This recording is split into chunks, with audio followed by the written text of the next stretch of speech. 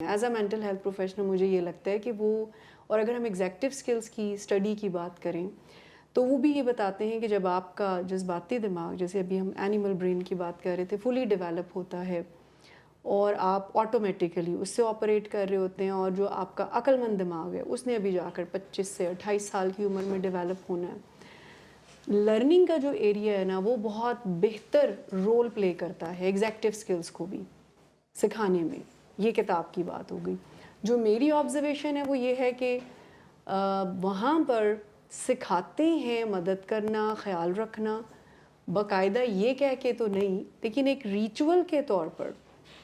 اگر بچی ہے تو اس نے اپنی والدہ کی مدد کرنی ہے، چاہے وہ کسی اسکول میں بھی جاتی ہے، تو اگر بچہ ہے تو اس نے اپنے والد کی مدد کرنی ہے. آپ بالکل ٹھیک کہہ رہی ہیں. کیونکہ ایک اور چیز بھی ہے جو اگر آپ دیہاتی زندگی میں دیکھیں تو وہاں ایک گھر میں باپ، بیٹا اور پوتا جی جب رہ رہے ہوتے ہیں تو آپ کے پاس سارے ماڈل موجود ہوتے ہیں.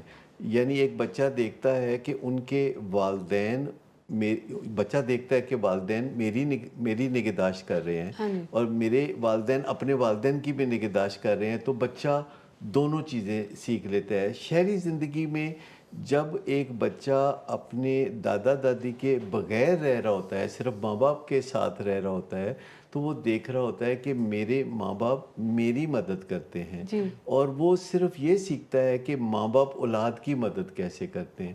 وہ یہ نہیں سیکھتا کہ اولاد ماں باپ کی مدد ضرورت پڑنے آپ پہ نے بالکل کیسے ٹھیک کرتی ہے. بات کی. جبکہ جب دادا دادی بھی ساتھ ہوں اور والد اور اماں بھی ساتھ ہوں تو ایک بچے کو دونوں قسم کی لرننگ آ جاتی ہے، اور وہ آل راؤنڈر بن جاتا ہے. وہ مدد لینا بھی پسند کرتا ہے، وہ مدد دینا بھی پسند کرتا ہے، اور وہ اس کی کیپیبلٹی بھی جی رکھتا ہے. تو وہ جو ایک ٹپیکل آپ کو چیز نظر آتی ہے کسی دیہاتی گھرانے میں کہ جہاں 3 نسلیں آباد ہوتی ہیں، اور وہ جو 3 نسلیں ہیں وہ ایک دوسرے کے ساتھ جیسے انٹریکٹ کرتی ہیں، اس میں بچوں کے لیے لرننگ کا بڑا سما ہوتا ہے. اب یہ جو ایک سیگریگیشن سی بہت نظر آنے لگی ہے، جیسے میں آج کل کوئی سنتا ہوں کہ جی یہ ایکس جنریشن ہے، یہ جینزیز ہیں، یہ جو ایک انسانوں کی تقسیم کا سلسلہ ہے.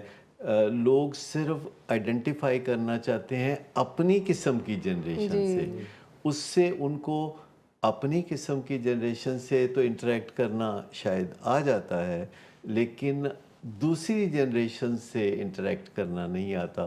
جبکہ ساری جنریشنز کی اپنی اپنی صفات ہوتی ہیں.